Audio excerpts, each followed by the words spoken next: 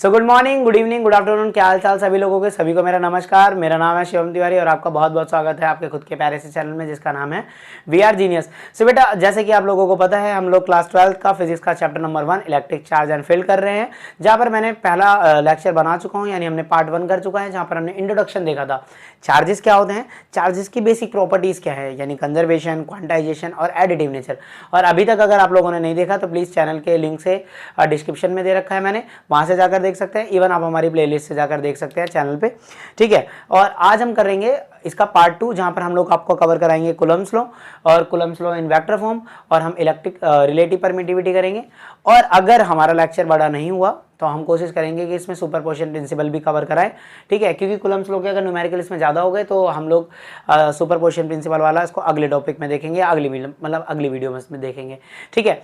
सो बिना वक्त गवाए हम लोग स्टार्ट करते हैं। सो आज का जो हमारा पहला टॉपिक रहने वाला है वो रहेगा Coulomb's law of electrostatic force. अब सबसे पहले बात करते हैं इलेक्ट्रोस्टैटिक फोर्स क्या होती है भाई। ये है ना, कई तरह की फोर्स सुनी होगी। इलेक्ट्रोस्टैटिक फोर्स क्या होती है? अरे यार, मैंने तुम्हें लास्ट टाइम भी बताया था और तुम्हें पता ही है कि दो चार्जेस हैं, अगर वो सेम है, दो चार्जेस अगर सेम है तो एक दूसरे को क्या करते हैं, रिपेल करते हैं। और दो चार्जेस अगर अपोजिट नेचर के हैं तो वो एक दूसरे को क्या करेंगे, अट्रैक्ट करेंगे, है ना। और अगर ये जो अट्रैक्शन या ये जो रिपल्शन दो चार्जेस के बीच में हो रहा है तो यानी एक दूसरे पे ये क्या लगा रहे हैं, फोर्स लगा रहे हैं। और इसी फोर्स को, चार्जेस द्वारा एक दूसरे पर लगाई गई फोर्स को हम क्या कहते हैं, इलेक्ट्रोस्टैटिक फोर्स कहते हैं।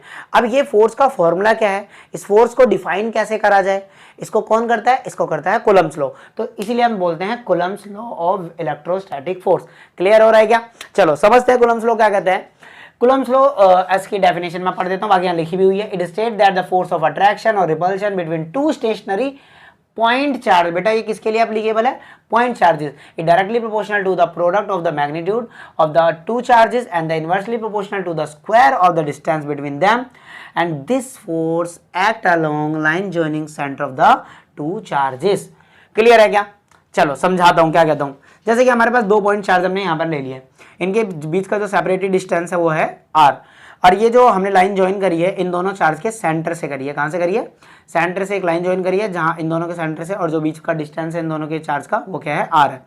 अब ये दोनों अगर मैंने सेम पॉजिटिव चार्ज दिखा रखे हैं, आप अपोजिट ले सकते हैं या कुछ भी ले सकते हैं, मतलब दोनों नेगेटिव ले सकते हैं, एक पॉजिटिव नेगेटिव ले सकते हैं, यानी अट्रैक्टिव रिपल्सिव कोई भी फोर्स दिखा सकते हैं। मैंने रिपल्सिव दिखाई है पॉजिटिव चार्ज को। तो ये दोनों चार्ज एक दूसरे पे क्या लगा रहे होंगे, फोर्स लगा रहे होंगे। कौन सी फोर्स? Electrostatic force. अब कूलम्ब्स लॉ के अकॉर्डिंग इन दोनों चार्ज पर लगने वाला जो इलेक्ट्रोस्टैटिक फोर्स है वो डायरेक्टली प्रोपोर्शनल किसके होगा, इन दोनों चार्ज के प्रोडक्ट के सम के बराबर, प्रोडक्ट के बराबर। यानी ये चार्ज एक दूसरे को रिपेल कर रहे होंगे, किससे? इलेक्ट्रोस्टैटिक फोर्स से।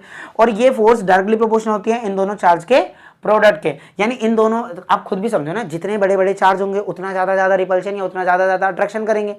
तो दोनों चार्ज का जितना प्रोडक्ट होगा उतना ही हमारा फोर्स बढ़ जाएगा। तो ये हो गया हमारा इक्वेशन नंबर 1, ठीक है, directly proportional to the product of the magnitude of two charges, ठीक है, टू चार्जेस। एंड ये कहता है कि जो इलेक्ट्रोस्टैटिक फोर्स है ये इनवर्सली प्रोपोर्शनल होती है इन दोनों के सेपरेशन डिस्टेंस के स्क्वायर टाइम्स, ठीक है। इनवर्स स्क्वायर लॉ को फॉलो करता है कौन? Electrostatic force. आपको याद होगा तो ग्रेविटेशन फोर्स जो हमारा था वो भी इनवर्स लॉ ऑफ स्क्वायर को फॉलो करता है, ठीक है।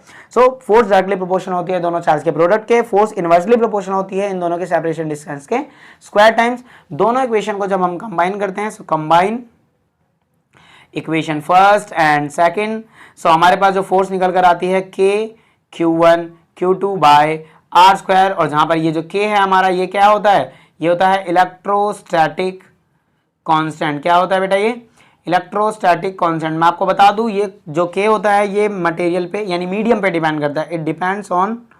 It depends upon medium. किस पे डिपेंड करता है बेटा? माध्यम पे डिपेंड करता है कि कौन से मीडियम में इन दोनों चार्ज को रखा है, वैक्यूम में रखा, पानी में रखा या किसी और मीडियम में रखा, ठीक है। वैक्यूम में, यानी जब आप दोनों चार्जेस के बीच में फोर्स निकाल रहे हो तब वैक्यूम में इसकी वैल्यू डिफाइंड होती है, वो होती है 9 × 10⁹, ठीक है। इसकी यूनिट हमारे पास कितनी हो जाएगी, न्यूटन मीटर स्क्वायर पर कूलम स्क्वायर। ये वैल्यू कब आएगी k की? जब हम वैक्यूम, या फिर आप उसको बोल सकते हो फ्री स्पेस बोल सकते हो। क्या बोलोगे? फ्री स्पेस में किस k की वैल्यू हमारी होती है 9 × 10⁹। अच्छा, आगे बात करते हैं हम लोग। आगे क्या बात करेंगे? k की जो वैल्यू होती है ये 1/4 पाई एप्सिलॉन नॉट भी होती है। ये क्या होता है? ई, इसको बोलते हैं एप्सिलॉन नॉट, इसकी वैल्यू इसको बोलते हैं परमिटिविटी। परमिटिविटी क्या होता है परमिटिविटी, अभी थोड़ी देर में आपको लेक्चर में ही समझा दूंगा मैं परमिटिविटी क्या है। फिलहाल के लिए आप समझो के की वैल्यू 1/4 पाई एप्सिलॉन नॉट होती है, और इसी को जब हम सॉल्व कर लेते हैं, है ना, तो हमारे पास वैल्यू निकल आती है वैक्यूम में ये। अच्छा एक बात मैं आपको बताऊं, ये जो परमिटिविटी है, ये जो क्या है परमिटिविटी है, इसकी वैल्यू वैक्यूम में क्या होती है, इसकी वैल्यू वैक्यूम होती है 8.85 इंटू में 10 की पावर -12। इसकी यूनिट हो जाएगी हमारे पास, इसकी यूनिट हो जाएगी एप्सिलॉन नॉट इधर जाएगा, ठीक है। सो इसकी यूनिट हो जाएगी कूलम स्क्वायर पर न्यूटन पर मीटर स्क्वायर। सो ये वैल्यू हमारी किसकी है, परमिटिविटी की है, और इसको नॉट लगा देंगे, यहाँ पर क्या लगा देंगे, नॉट। अब इसको बोलते हैं एप्सिलॉन नॉट। ये अब नॉट क्या दर्शाता है कि वैक्यूम में परमिटिविटी को वैक्यूम में एप्सिलॉन नॉट इस तरह से दिखाया जाता है, और इस समय इसको बुलाते हैं परमिटिविटी ऑफ फ्री स्पेस, या फिर आप बोल सकते हो कि वैक्यूम में परमिटिविटी की वैल्यू क्या होती है, ये होती है। चलो मैं दोबारा से एक बार जल्दी से रिकैप देता हूं फटाफट से कि 2 पॉइंट चार्जेस है। कूलम्स लॉ किस पे एप्लीकेबल है, पॉइंट चार्जेस पे एप्लीकेबल है। अब ये पॉइंट चार्ज क्या होते हैं बेटा, कोई पॉइंट चार्ज की ना पर्टिकुलर कोई डेफिनेशन नहीं होती। पॉइंट चार्ज बहुत छोटे छोटे चार्जेस होते हैं, है ना। अब देखो अगर बड़े चार्ज हैं उनको बहुत दूर दूर अगर रख दो, आप बहुत बड़े बड़े चार्ज हैं अगर उनको बहुत दूर दूर रख दो, डिस्टेंस बढ़ा दो, तो आप एक बंदा दूसरे चार्ज को देखेगा तो उसके लिए वो एज अ पॉइंट चार्ज भी होगा, है ना, क्या होगा, एज अ पॉइंट चार्ज। तो पॉइंट चार्ज की कोई ऐसी पर्टिकुलर डेफिनेशन नहीं कि छोटे छोटे चार्ज को हम पॉइंट चार्ज कहते हैं। पॉइंट चार्ज डिपेंड करेगा डिस्टेंस पे कितना रखा है, ठीक है, और या फिर वो छोटे छोटे चार्ज है तो पास पास रख दो तो पॉइंट चार्ज कहलाएंगे। क्लियर है क्या। तो अब क्या बोला मैंने, 2 पॉइंट चार्ज के बीच में लगने वाली रिपल्शन या अट्रैक्शन फोर्स यानी इलेक्ट्रोस्टैटिक फोर्स किसके प्रोपोर्शनल होती है, डायरेक्टली प्रोपोर्शनल होती है चार्ज के प्रोडक्ट के, और इनवर्सली होती है उनके सेपरेशन स्क्वायर के, ठीक है। जब इसको हम कंबाइन करते हैं हमारे पास फॉर्मूला आता है, ये फॉर्मूला आया है इलेक्ट्रोस्टैटिक फोर्स का फॉर्मूला है। ये किसका फॉर्मूला है, इलेक्ट्रोस्टैटिक फोर्स का। किसके अकॉर्डिंग आया, कूलम्स लॉ के अकॉर्डिंग आया। ये जो बात बताई है किसने बताई है, कूलम्स लॉ ने बताई है। यहां पर जब हम प्रोपोर्शनलिटी हटाते हैं तो के कांस्टेंट आता है। ये के कांस्टेंट क्या है, इलेक्ट्रोस्टैटिक कांस्टेंट है। ये डिपेंड करता है किस पे, मीडियम पे डिपेंड करता है, यानी मीडियम चेंज करने से फोर्स में डिफरेंस आएगा। ये हम आगे पढ़ेंगे, बिल्कुल अच्छे से समझ आएगा। आगे बढ़ते हैं। के की वैल्यू वैक्यूम में, यानी जब वो फ्री स्पेस में या वैक्यूम में है तो उसकी वैल्यू होती है 9 × 10 की पावर 9, अदर देन के की वैल्यू 1/4 पाई एप्सिलॉन नॉट होती है। ये जो एप्सिलॉन नॉट इसको परमिटिविटी बोलते हैं। आपको पता है ना 4 पाई कांस्टेंट होता है, इसको बोलते हैं परमिटिविटी। अब परमिटिविटी क्या होता है इसको मैं डिफाइन करूंगा अभी 10 मिनट के अंदर, ठीक है। अभी मैं ये वेक्टर कराने के, vector law, Coulomb's law in vector form के बाद परमिटिविटी ही समझाऊंगा तो अच्छे से समझा दूंगा। अभी देखो इस परमिटिविटी की जो वैल्यू होती है, इस परमिटिविटी की जो वैल्यू होती है फ्री स्पेस में यानी वैक्यूम में, इसकी वैल्यू डिफाइंड है कितनी, 8.85 × 10 की पावर -12, ठीक है।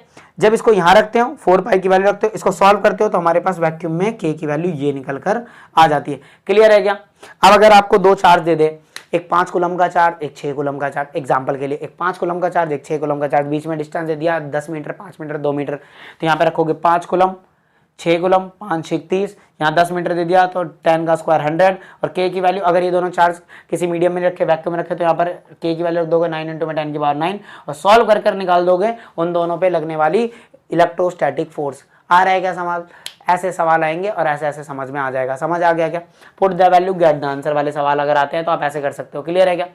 अच्छा, Coulomb's law in vector form, बेटा बोर्ड में पूछा जाता है ये, ठीक है, बोर्ड का टॉपिक है, कई बार पूछा जाता है। कुछ नहीं है, कूलम्स लॉ को ही वेक्टर फॉर्म में दर्शाया गया है, उसी को Coulomb's law in vector form कहते हैं। चलो मैं आपको समझा देता हूँ। वही हमारे पास 2 पॉइंट चार्जेस हैं, ठीक है, वही हमारे पास 2 पॉइंट चार्जेस हैं।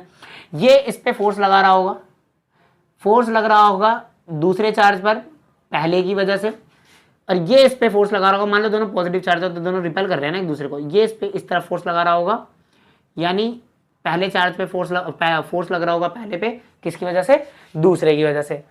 अच्छा, so force on charge Q1, force on charge Q1 due to charge Q2। Q1 पर कितना फोर्स लग रहा है, Q2 की वजह से। Q1 पर कितना फोर्स लग रहा है, Q2 की वजह से, ठीक है। सो Q1 पर फोर्स लग रहा है कितना, Q2 की वजह से, के Q1 Q2 बाय, इनके बीच का डिस्टेंस क्या है, सेपरेटेड डिस्टेंस r²।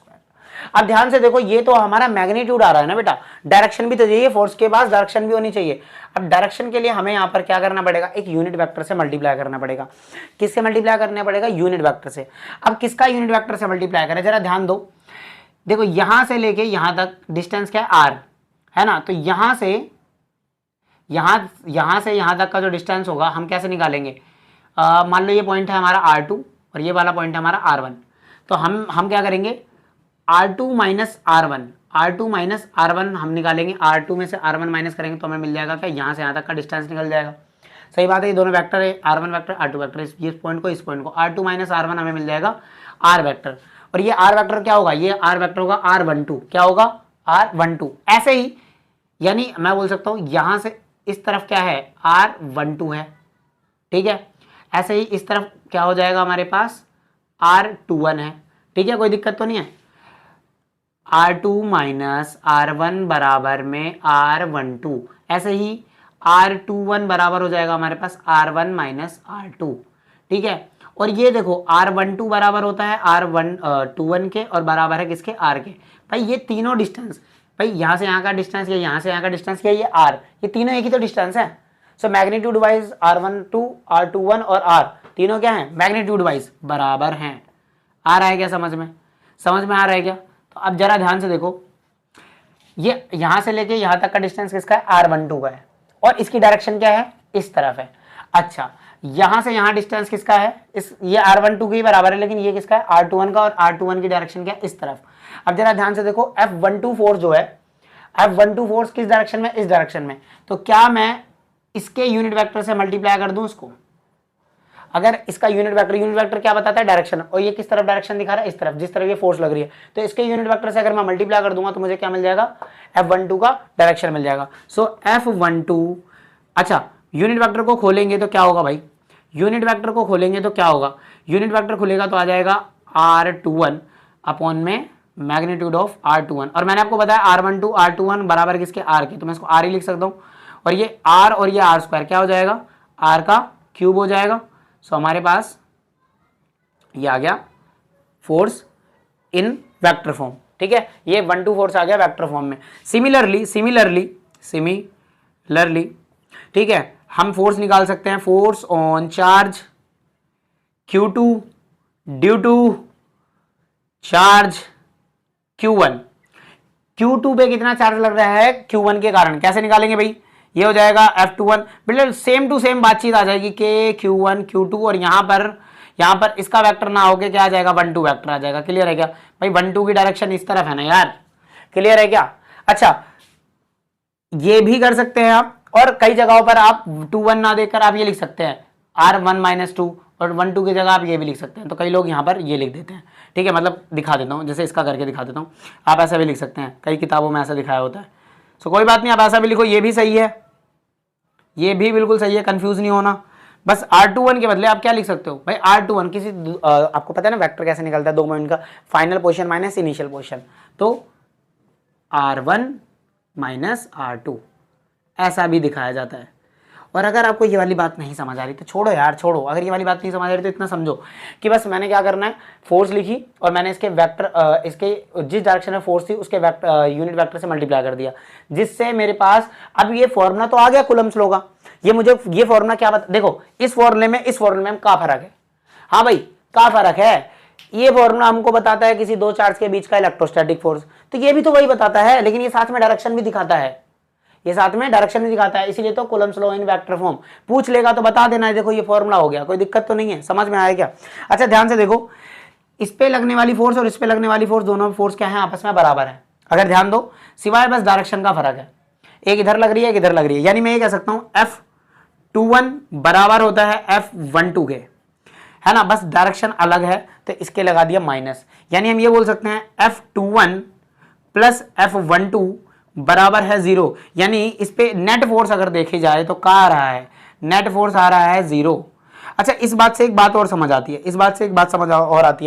F12 बराबर है F21 के इक्वल एंड अपोजिट डायरेक्शन में, मतलब ये इस पे एक फोर्स लगा रहा है, ये इस पे एक फोर्स लगा रहा है ना, वो भी उल्टी डायरेक्शन में। क्या तुमने इसको ऐसा पढ़ा है, न्यूटन का तीसरा नियम पढ़ा है क्या, क्या बोलते हैं न्यूटन साहब का तीसरा नियम, इसको बोलते हैं every action and equal reaction. क्या बेटा ये वही फॉर्मूला है, every action and equal reaction. तो यहां से एक बात और समझ में आ जाती है, जो Coulomb's law in vector form होता है, इट ओबे न्यूटन्स थर्ड लॉ, यानी Coulomb's law in vector form Newton का तीसरा नियम को भी फॉलो करता है। बात समझ में आ गया क्या? ठीक है, ये दोनों बात समझ में आया क्या? प्लीज एक बार जल्दी से फटाफट स्क्रीनशॉट लो इसका।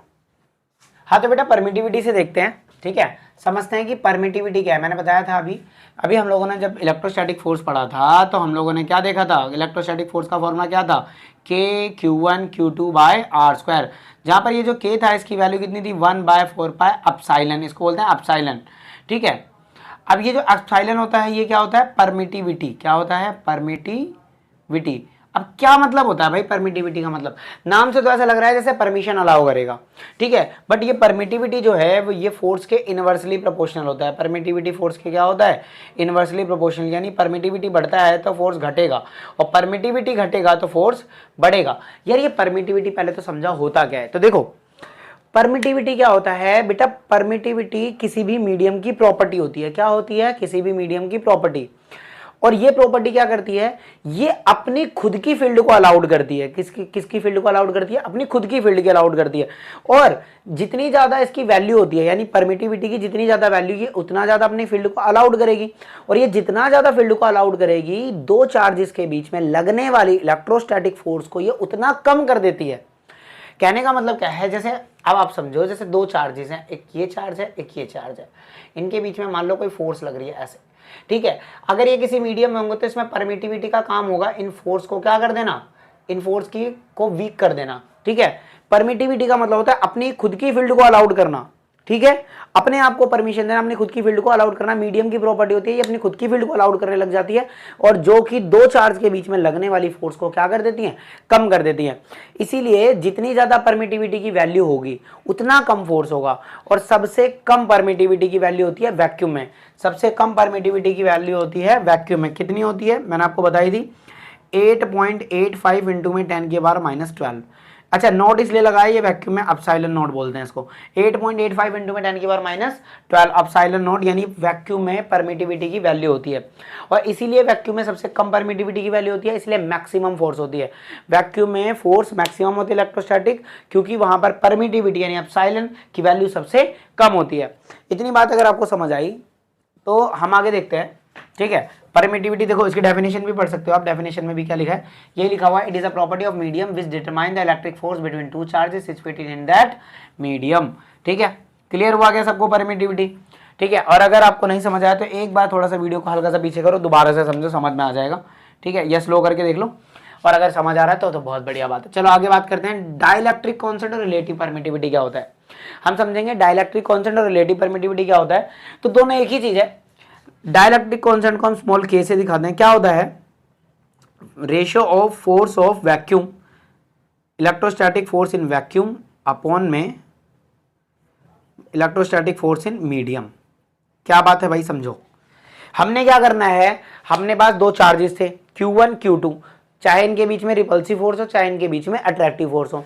हमने क्या करा, इनके बीच का एक सेपरेटेड डिस्टेंस लेके, एक सेपरेटेड डिस्टेंस लिया Q1 Q2 का, कुछ डिस्टेंस होगा, सपोज कर लेते हैं R है, और हमने इसका क्या निकाल लिया, वैक्यूम में ले जाकर हमने निकाल लिया इलेक्ट्रोस्टैटिक फोर्स। क्या निकाल लिया, इलेक्ट्रोस्टैटिक फोर्स वैक्यूम में निकाल लिया।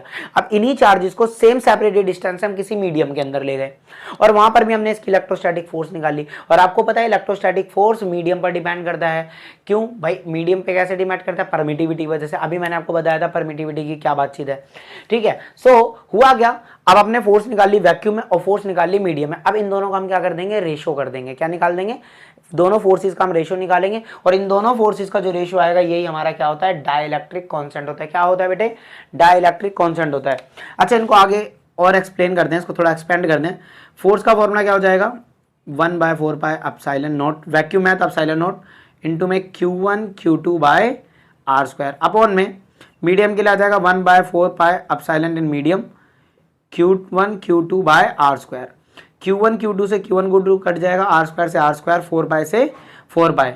यहां से हम देखेंगे एप्सिलॉन मीडियम अपॉन में एप्सिलॉन नॉट। क्या आया इसका मतलब बेटा, जरा समझो। डाइलेक्ट्रिक कांस्टेंट बराबर होता है फोर्स इन वैक्यूम अपॉन में फोर्स इन मीडियम बराबर होता है रिलेटिव परमिटिविटी कह रहा हूँ, परमिटिविटी इन मीडियम अपॉन में परमिटिविटी ऑन वैक्यूम। इसी को हम रिलेटिव परमिटिविटी ER से भी कहते हैं। क्या मतलब है, इसको थोड़ा सा और समझते हैं जरा। इस रिलेटिव परमिटिविटी वाली टर्म को एक तरह से समझते हैं। फॉर एग्जांपल किसी मीडियम की रिलेटिव परमिटिविटी हमको 8 दे रखी है, एग्जांपल के लिए मान लेते हैं, एग्जांपल के लिए हम मान लेते हैं रिलेटिव परमिटिविटी हमें कितनी दे रखी है, 8। अब जरा ध्यान से देखो, अगर हमें मीडियम की परमिटिविटी निकालनी है, मीडियम की परमिटिविटी निकालनी है तो फॉर्मूला क्या है हमारे पास, epsilon naught upon epsilon medium equal to relative permittivity. Relative permittivity हमें उस मीडियम की कितनी दे रखी है, 8। ये इधर डिवाइड उधर जाके क्या हो जाएगा, मल्टीप्लाई। यहां से अपने को क्या समझ आ रहा है, यहां से अपने को समझ आ रहा है कि मीडियम की जो परमिटिविटी है वो वैक्यूम की परमिटिविटी से 8 गुना ज्यादा है। कितने गुना ज्यादा है, 8। यानी रिलेटिव परमिटिविटी हमको क्या बताता है कि वैक्यूम की परमिटिविटी से कितना ज्यादा गुना परमिटिविटी मीडियम का है।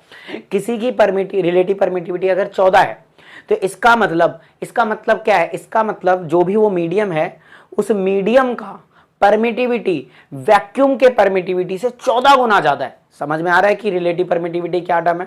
इसको मैंने प्रूफ भी करके दिखाया कि इसी को डाइलेक्ट्रिक कांस्टेंट भी बोलते हैं। Force in vacuum upon force in medium बराबर होता है relative permittivity in medium upon permittivity of vacuum, जिसको रिलेटिव परमिटिविटी भी कहते हैं। इसी को रिलेटिव परमिटिविटी भी कहते हैं, इसी को डाइलेक्ट्रिक कांस्टेंट कहते हैं। क्लियर हुआ क्या बेटे, आपको समझ आई गया ये वाली बात। तो आगे बढ़ते हैं बेटे, लिमिटेशन देख लेते हैं हम लोग। लिमिटेशन देख लेते हैं कूलम्ब्स लॉ की।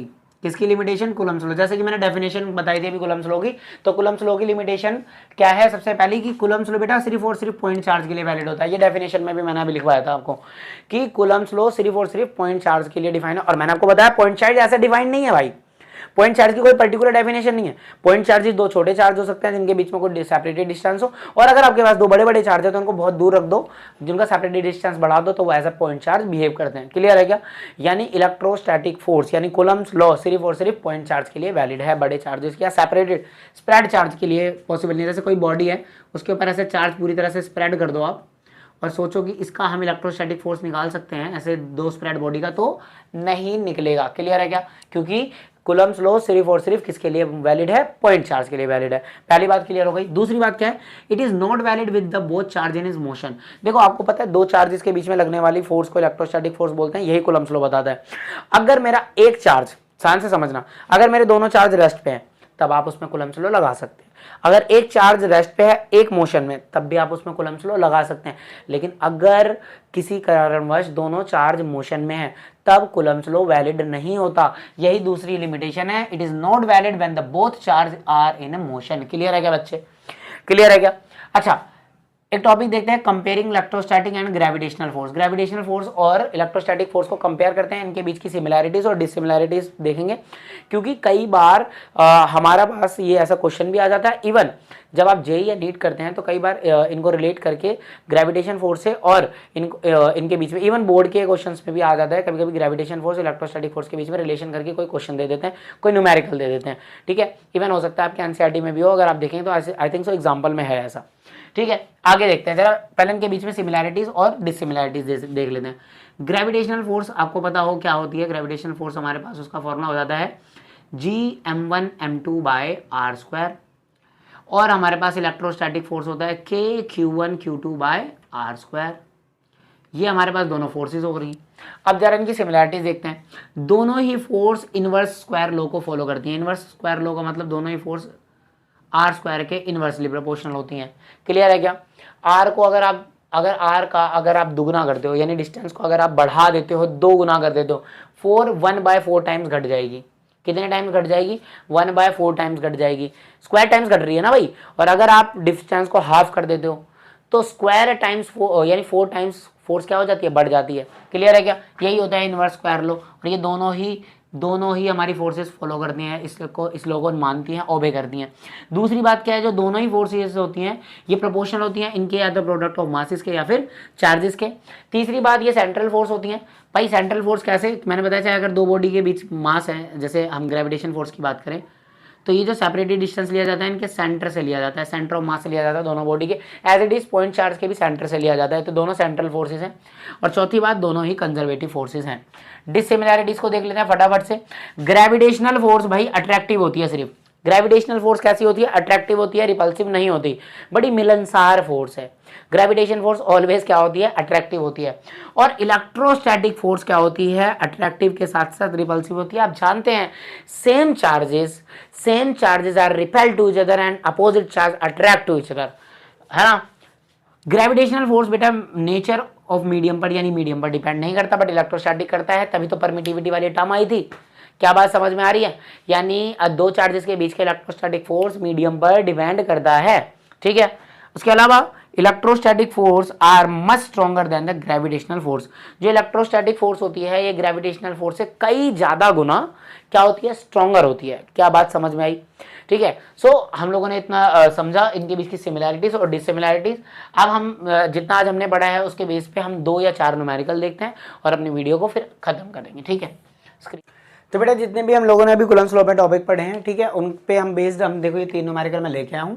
इन तीनों न्यूमेरिकल को हम करते हैं फटाफट से, और इससे इन तीनों के बेस पे आपके जितने भी क्वेश्चंस होंगे इन्हीं टाइप्स में बनेंगे। और इनके अलावा किस तरह के क्वेश्चंस बन सकते हैं ये मैं भी आपको डिस्कस करा दूंगा। चलो जल्दी जल्दी से बात करते हैं।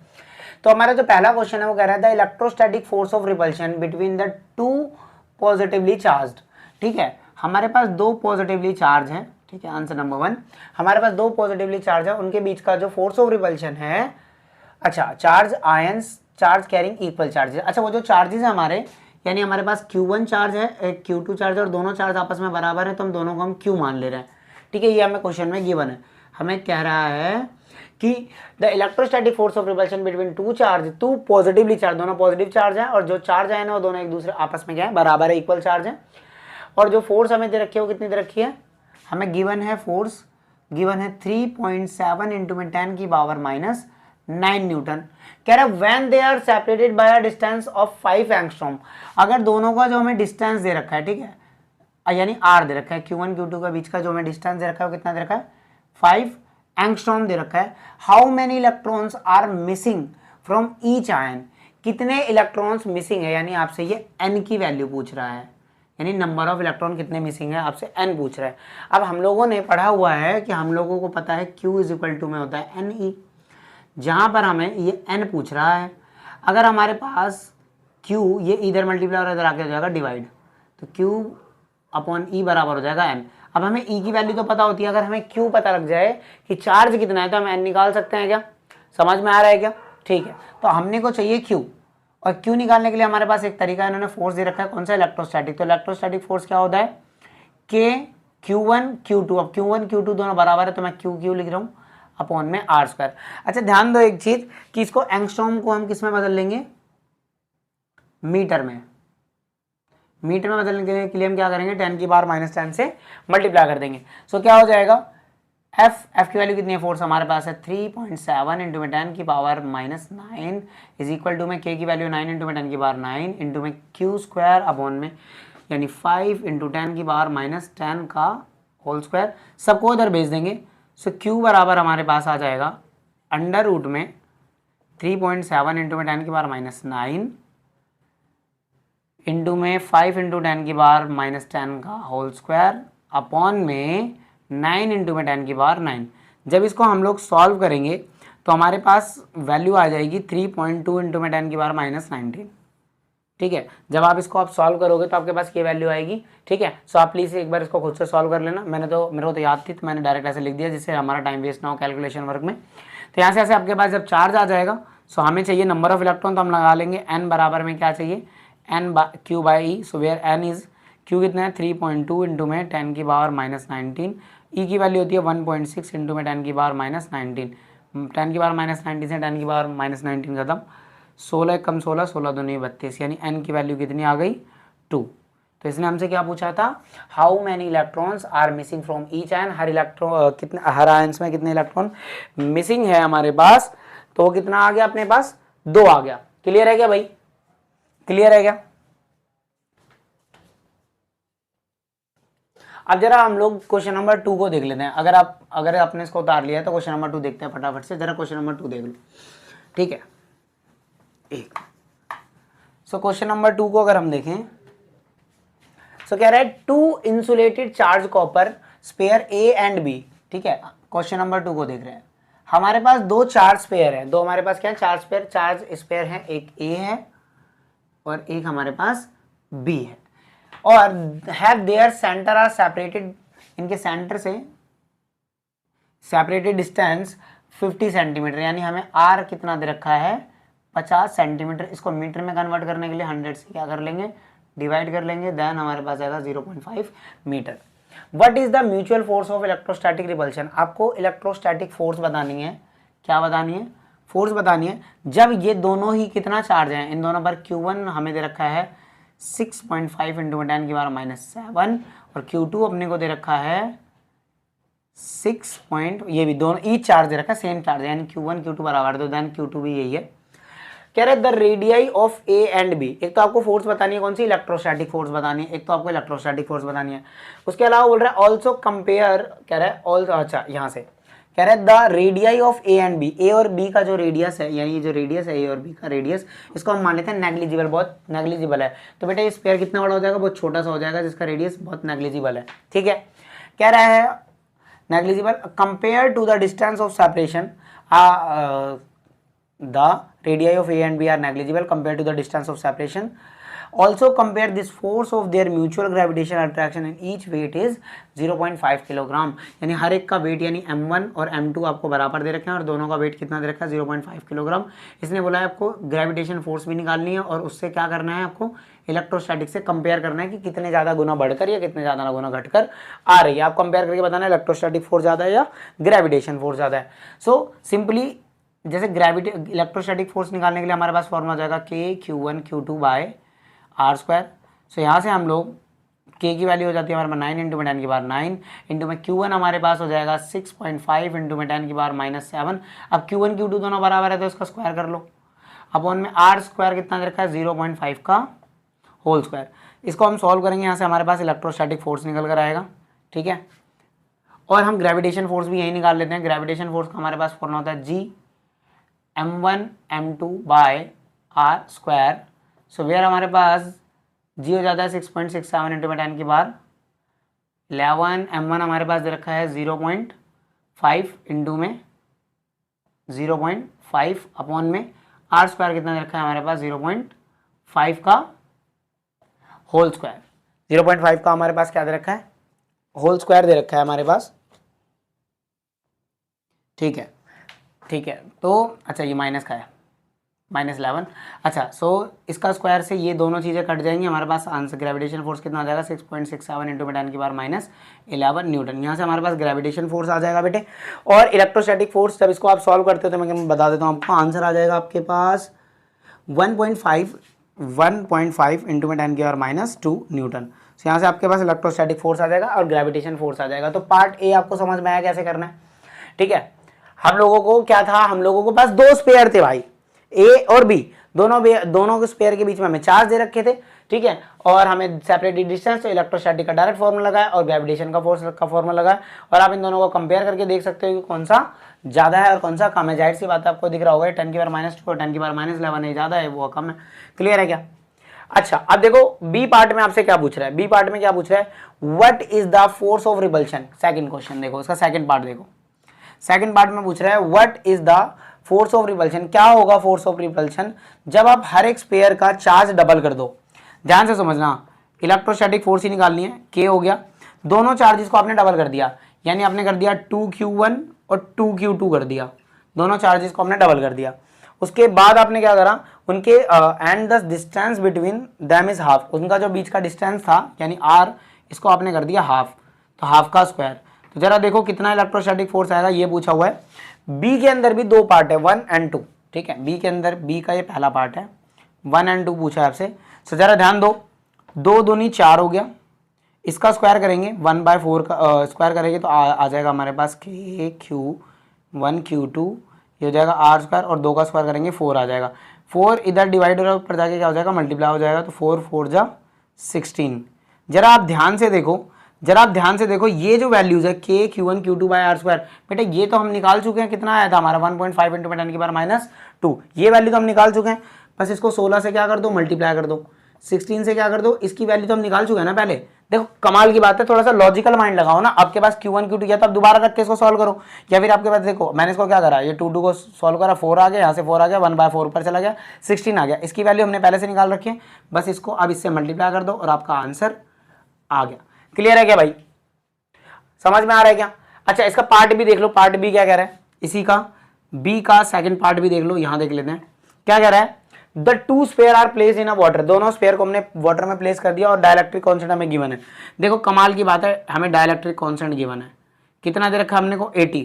अगर आपको पता हो डाइलेक्ट्रिक कांस्टेंट का फॉर्मूला क्या होता है, फोर्स अपॉन फोर्स निकालते हैं वैक्यूम में अपॉन फोर्स इन मीडियम, है ना। डाइलेक्ट्रिक कांस्टेंट आपको दे रखा है 80। क्या आपने वैक्यूम में फोर्स निकाल रखी थी, क्या ये फोर्स वैक्यूम में थी? भाई ये सेम स्पेयर है ना, तो इनकी वैक्यूम में फोर्स यही तो थी 1.5 इंटू में समथिंग, सो 1.5 इंटू में 10 की पावर -2। और आपको फोर्स इन मीडियम ही तो चाहिए, मीडियम मतलब वाटर चाहिए, है ना, आपको चाहिए वाटर में फोर्स चाहिए, तो इसको इधर भेज दो और इसको इधर भेज दो, 1.5 इंटू में 10 की पावर -2, इधर आ जाएगा 80। इसको इससे डिवाइड कर लेंगे, हमारे पास आंसर आ जाएगा। इसको जब हम इससे डिवाइड कर लेंगे हमारे पास आंसर आ जाएगा। मैं आपको एक बार आंसर बता देता हूँ, आंसर क्या आना चाहिए आपका जब इसको सॉल्व करोगे। सो आपका आंसर आएगा 1.9 इंटू में 10 की पावर -4 न्यूटन। आपका ये आंसर आ जाएगा 1.9 इंटू में 10 की पावर -4 न्यूटन आपका आंसर आ जाएगा। समझ में आ रहा है क्या बेटे? क्वेश्चन नंबर 1 और क्वेश्चन नंबर 2 दोनों ही पहले वाला क्वेश्चन में आपको हाउ मेनी इलेक्ट्रॉन्स पूछा, दूसरे वाले में देख लो इसमें मैंने आपको डाइलेक्ट्रिक का भी पार्ट करा दिया। जैसे डाइलेक्ट्रिक में अगर पूछ लेता है तो कैसे, मतलब अगर आपको डाइलेक्ट्रिक कांस्टेंट देके पूछेगा तो कैसे कर सकते हैं, इवन अगर चार्ज को डबल कर दिया, चीज़ों को हाफ कर दिया तो कैसे पूछ सकते हैं, ठीक है। और ग्रेविटेशन से कंपेयर कैसे कर सकते हो आप, दोनों का निकालना कैसे होगा, ये हो गया। उसके अलावा बेटा क्वेश्चन और कैसे आ सकता है भाई, आपको दोनों चार्जेस देके जैसे आपने चार्ज भी निकालने वाला क्वेश्चन कर लिया, भाई आपको चार्जेस नहीं दे रखे, फोर्स दे रखी थी, चार्ज निकालने को लिए बोल दिया, फोर्स देके चार्जेस वगैरह सब देके आपसे आर निकालने को लिए और बोल सकता है, ठीक है। इस तरह के क्वेश्चंस बोल सकता है। और भी क्वेश्चंस है, आप उनको प्रैक्टिस करो और अगर आपको टफ लगता है तो प्लीज आप मेक श्योर मुझे कमेंट करना, मैं कोशिश करूंगा कि उनको आने वाली वीडियोस में, या फिर कूलम्ब लॉ पे अगर आपको और क्वेश्चन चाहिए तो आप मुझे बताना, तो हम उस पर और क्वेश्चन लेके आएंगे, अच्छे क्वेश्चन लेके आएंगे। फिलहाल हम इधर अभी कॉन्सेप्चुअली ज़्यादा फोकस्ड हैं कि हम कंसेप्ट को ज़्यादा क्लियर करें और कंसेप्ट वाइज एक या दो न्यूमेरिकल हो जाए तो वीडियो ज़्यादा लंबी भी ना और आपको चीज़ें समझ भी आ जाए। चलो क्वेश्चन नंबर 3 भी देख लेते हैं। क्वेश्चन नंबर 3 देख लेते हैं, क्या कह रहा है। Suppose the sphere A and B, suppose the sphere A and B, आपके पास दो स्पेयर है ए एंड बी, और कह रहा है question number 2 have the identical size, कह रहा है सेम क्वेश्चन नंबर 2, यानी ये जो क्वेश्चन नंबर 2 है इसमें जो स्पेयर ए था इसमें जो स्पेयर बी था ये सेम स्पेयर है, मतलब इन दोनों का चार्ज भी वही है जो क्वेश्चन नंबर 2 में था, और इन दोनों का मास भी वही है जो इन दोनों में था, और इन दोनों के बीच का डिस्टेंस भी वही है जो इन दोनों में पहले था। चलो क्लियर है। अब क्या बोला कि हमारे पास एक स्पेयर है ए और एक स्पेयर है हमारे पास बी, ठीक है, दो स्पेयर है। कह रहा है कि हम लेके आए एक third charge, A third sphere of the same size, हमने एक थर्ड स्पेयर लेके आए, एक हमने थर्ड स्पेयर लेके आए, कौन सा, सी, जो कि साइज में सेम है, साइज में क्या है, सेम है, ठीक है। अच्छा उसने बोला कि बट अनचार्ज, बट वो जो साइज में सेम थर्ड चार्ज है उसको मैंने सी बोला, वो अनचार्ज है। सबसे पहले is brought to in contact with first, सबसे पहले इस सी चार्ज को हमने किसके कांटेक्ट में ले गए, ए के कांटेक्ट में ले गए। भाई दोनों पे चार्ज मान लेते हैं क्यू है क्योंकि सेम चार्ज है ना ए और बी पे, ए और बी तो चार्ज है क्यू, और क्यू की वैल्यू हमारे पास है, देखो सेकंड क्वेश्चन में दे रखी है, ये रही 6.5 इंटू में 10 की पावर -7। अभी हम दोनों पे मान रहे हैं क्यू चार्ज है, क्या है, क्यू। अब इस पर कोई चार्ज नहीं है, तो जब इसके जैसे ये कांटेक्ट में आया, जैसे ही ए सी के कांटेक्ट में आ गया, ऐसे ए सी के आ गया कांटेक्ट में, तो ये दोनों चार्ज जो उस पर चार्ज था यानी क्यू चार्ज, वो दोनों पे क्या हो जाएगा, बराबर बराबर बढ़ जाएगा। जब कोई अनचार्ज बॉडी किसी चार्ज बॉडी के पास आती है तो जो चार्ज बॉडी है उसका जो चार्ज होता है वो डिस्ट्रीब्यूट हो जाता है इक्वल अमाउंट में, यानी इस पे क्यू चार्ज था तो अब फाइनली दोनों पर कितना कितना चार्ज आ जाएगा, इस पे हो जाएगा Q/2 और सी पर भी हो जाएगा, सी वाले चार्ज पर भी कितना हो जाएगा, Q/2। क्लियर है क्या। उसके बाद इसने बोला कि फिर एक बार सी के सब कॉन्टैक्ट में आ गया, उसके बाद हम उसी को दोबारा लेकर गए, उसी को हम दोबारा लेकर गए कहाँ पर, बी चार्ज पर, इसी सी वाले को हम कहाँ ले गए, बी चार्ज पर दोबारा कांटेक्ट में ले गए। अब इस बार जो है बी पर हमारे पास चार्ज क्यू है और सी पर हमारे पास चार्ज कितना है, Q/2। इन दोनों को जोड़ो कितना आ जाएगा, Q प्लस में Q/2 हमारे पास आ जाएगा 2Q प्लस, तो ये आ जाएगा 3Q/2। तो यानी टोटल चार्ज इन दोनों को मिला के 3q/2 है। और जब ये बटेंगे, जब ये इसके कॉन्टैक्ट से दूर जाएगा B और C, तो इन पे फाइनली चार्ज क्या होगा, दोनों चार्ज का आधा आधा हो जाएगा, यानी 3q/2 दोनों पे टोटल चार्ज था, तो इस पे हो जाएगा 3q/4 और इस पे भी कितना हो जाएगा 3q/4। क्लियर है क्या? फाइनली अब B पे 3q/4 चार्ज है, C पे 3q/4 चार्ज है और A पे q/2 चार्ज हो गया। मतलब ये सिनारियो पूरा हुआ। दोबारा मैं आपको बता देता हूँ हुआ क्या। अपने पास दो स्पेयर थे, एक स्पेयर A था, एक स्पेयर B था। A और B पे सेम चार्ज थे तो मैंने मान लिया Q, और एक हमने थर्ड चार्ज लेके आया जिसके पास कोई चार्ज नहीं था, पहले वो अनचार्ज था। तो देखो हमेशा होता है ऐसा है कि कोई अनचार्ज बॉडी जब किसी चार्ज बॉडी के कॉन्टैक्ट में आती है तो जो नेट चार्ज होता है वो डिस्ट्रीब्यूट हो जाता है दोनों में इक्वल अमाउंट में। तो जैसे C अनचार्ज था, वो सबसे पहले आया कॉन्टैक्ट किस में आया, A में आया।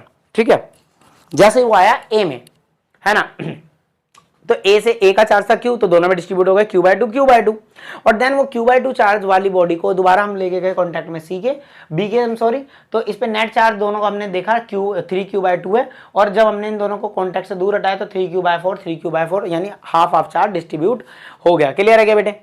इसके बाद अब क्वेश्चन क्या कर रहा है, कह रहा है finally remove from both. Finally हमने दोनों से ये काम कराने के बाद हमने रिमूव कर लिया। What is the new force of repulsion A and B। अब A और B के बीच की नई रिपल्शन फोर्स बताओ, A और B की बीच की नई रिपल्शन फोर्स बताओ। देखो A पर अब चार्ज कितना बचा है q/2, B पर कितना चार्ज है 3q/4। इन दोनों के बीच का जो सेपरेटेड डिस्टेंस है वो कितना है हमारे पास, यहाँ पर दिया होगा ना सेकंड क्वेश्चन में, क्योंकि सेम है, कहाँ गया 50 सेंटीमीटर यानी 0.5 मीटर। ठीक है, तो जरा हम इसकी इलेक्ट्रोस्टैटिक फोर्स निकाल लेते हैं। Electrostatic force that is K/2 3q/4 upon में इनका डिस्टेंस तो वही है ना, r² डिस्टेंस तो वही रहेगा। तो जरा ध्यान दो, ये इसको हम कर लेंगे 3 बाहर ले लेंगे, 4 2 जा 8, यहाँ जाएगा K/Q अगर ये Q है Q और Q² इलेक्ट्रोस्टैटिक फोर्स। जरा ध्यान दो बेटा, K/Q1/Q2/r², क्या ये वाली फोर्स अभी हमने निकाली थी सेकंड क्वेश्चन में, क्या इसको अभी हम थोड़ी देर पहले निकाल चुके हैं, 1.5 समथिंग हमारे पास आंसर आया था। उसी को जो भी हमने अभी निकाला था उसी को बस किससे मल्टीप्लाई कर दो, 3/8 से मल्टीप्लाई कर दो, आपका आंसर आ जाएगा। क्या समझ में आ रहा है क्या? अभी जैसे सेकंड क्वेश्चन में हमने यही तो करा था, दो चार्ज के बीच का हमने कैसे इलेक्ट्रोस्टैटिक फोर्स निकाला, K/Q1/Q2/r², और ये हम निकाल चुके हैं अभी सेकंड क्वेश्चन में। तो देखो अब यही वाली बात है ना, अगर आपको चीजें आती हैं तो देखो कितना आसान हो गया, वरना आप यहाँ पर दोबारा K की वैल्यू डालो, Q1 की डालो, Q2 की डालो, r² सॉल्व करोगे, देन 3/8 से मल्टीप्लाई करोगे। हमने दिमाग लगाया क्या, हमने सारी चीज़ों को बाहर ले ली, जो ये थी हमारे क्या नाम है 3 था बाहर ले लिया, 4 2 जा 8 बाहर ले लिया। तो ये जो देखा मेरे को दिख रहा था कि सेकंड क्वेश्चन के बिल्कुल सेम मैच कर रहा है, तो मैंने बाहर ले लिया। अब इसकी वैल्यू तो हम निकाल चुके हैं एक बार, बस उसको अब क्या कर दो 3/8 से मल्टीप्लाई कर दो और आंसर आपका आ जाएगा। सो प्लीज़ इसका आंसर आप खुद से निकालेंगे और आंसर निकालने के बाद आप कमेंट बॉक्स में मुझे कमेंट करेंगे।